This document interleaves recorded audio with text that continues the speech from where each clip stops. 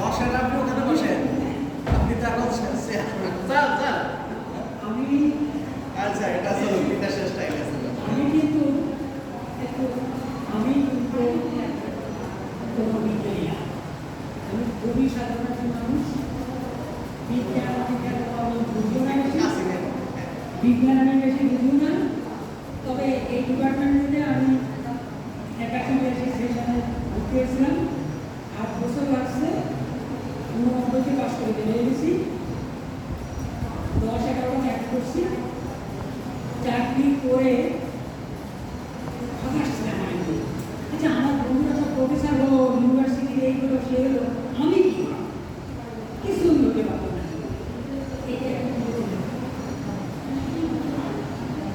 তো আমি খুবই হতাশ ছিলাম, মানে একটা সময় বুঝি তো আমি কিছুই হতে পারি।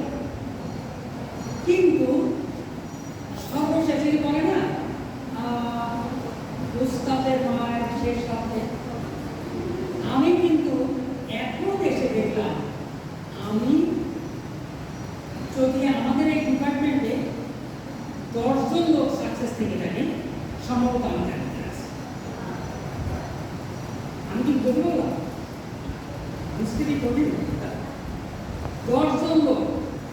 আমি তো মনে করি, যেমন আমি আমার সাথের কথা একটু মনে করি, যেমন আমার প্রিয় স্যার ছিলেন জাকির স্যার, কবির স্যার, আনোয়ার আপা, মাহমুদুর আমি, তৈয়ব স্যার। তো এত স্যারের ভিতরে আমি তো মনে করি ওনাদের চেয়ে আমি বেশি সাকসেস।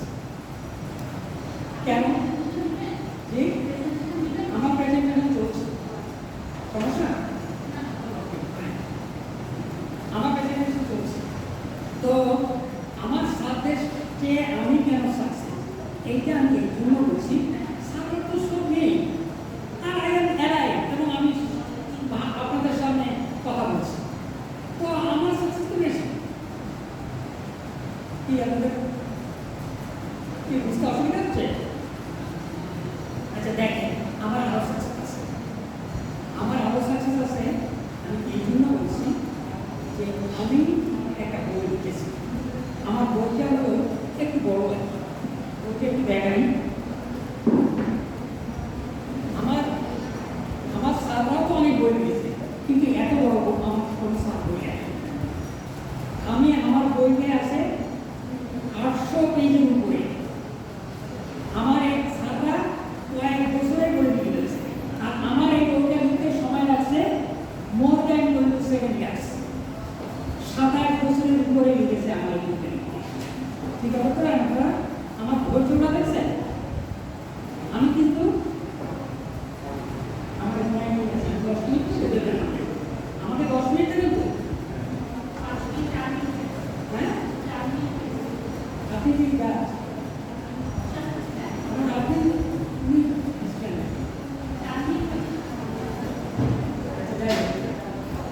তো আমার কিন্তু আমি বলছি, আমি চেষ্টা করবো 10 মিনিটের ভিতরে শেষ করতে।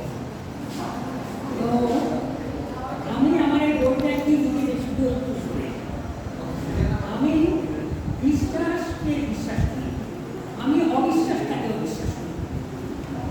আমি কি বুঝতে পারলাম? আমি যেটা বিশ্বাসযোগ্য সেটাকে বিশ্বাস করি, যেটা বিশ্বাসযোগ্য নয় সেটাকে আমি বিশ্বাস করি না। তো এই যে আমার এখানে আমার যে অ্যাবস্ট্রাক্টটা ছিল, ওখানে এটা ছিল যে 60 বছরের পরে আমরা কি করব। আপনারা এখানে সবাই সায়েন্টিস্ট, অনেক বড় বড় আর্টিকেলস লিখবেন, কিন্তু একটা সময় কিন্তু আপনাদের সবাইকে রিটায়ার করতে হবে, হবে না? তো রিটায়ারের সময় আপনারা সুস্থ যেন থাকেন, সেই জন্য আমি আমার বইটা লিখছি। শুধুমাত্র আমাদের দেশের জন্য না, আমি আমার এই বইটা লিখছি সারা পৃথিবীর জন্য। এবং আপনারা শুনে অবাক হবেন, আমার এই বইটা পাবলিশ হয়েছে ফেব্রুয়ারি মাসে। বাই দিস টাইম বইটা আমেরিকার ফ্লোরিডা এবং নিউ ইয়র্কে মানুষ পড়তেছে। তো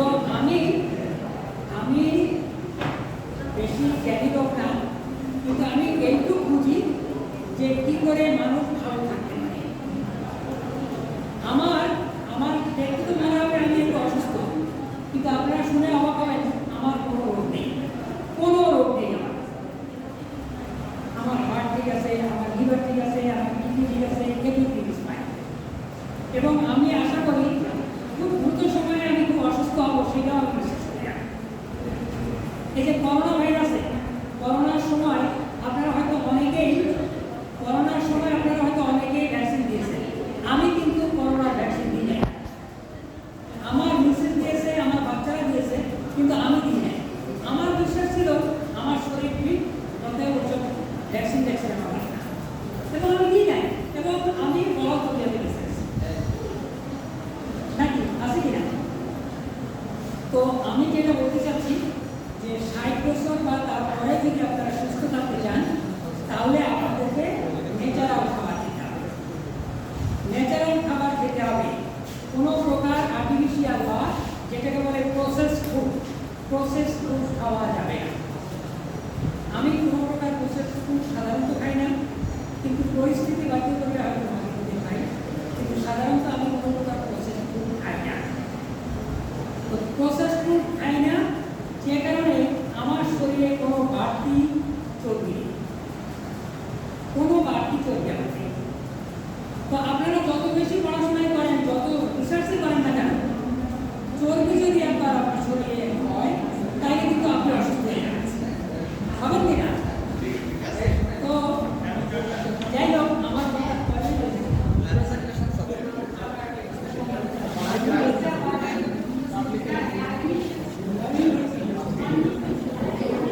স্যার 7 মিনিট হয়ে গেছে।